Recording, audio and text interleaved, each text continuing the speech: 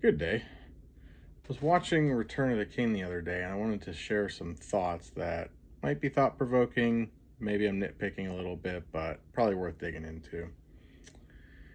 The premise of the War of the Ring as it leads up to the Battle of the Pelennor Fields is that Sauron's forces are far too strong to be defeated militarily.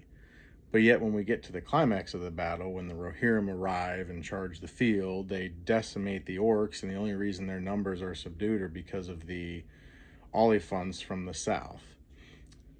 After the battle is over, Sauron only has what is described as about 10,000 orcs in Mordor defending his realm, which would suggest that if the Rohirrim had not had to fight the Mumakil, or the Oliphaunts, from the south, then they would have had the military might to potentially beat Sauron in open warfare, which is, of course, absurd, contradictory to the books, contradictory to what's described in the films, and probably worth considering why they were designed that way.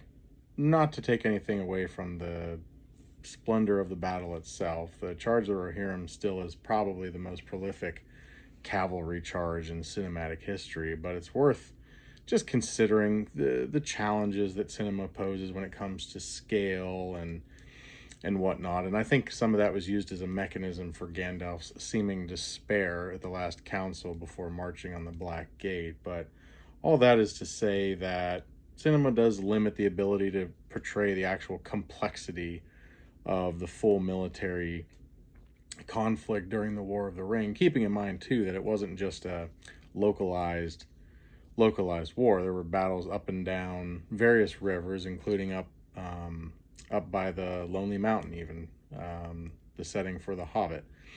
And these battles had reverberations. It could be described as a world war of sorts. And for whatever reason, it got scaled way down. Simplicity on the silver screen makes sense, but unfortunately noticed that plot hole and kind of bothered me a little bit. But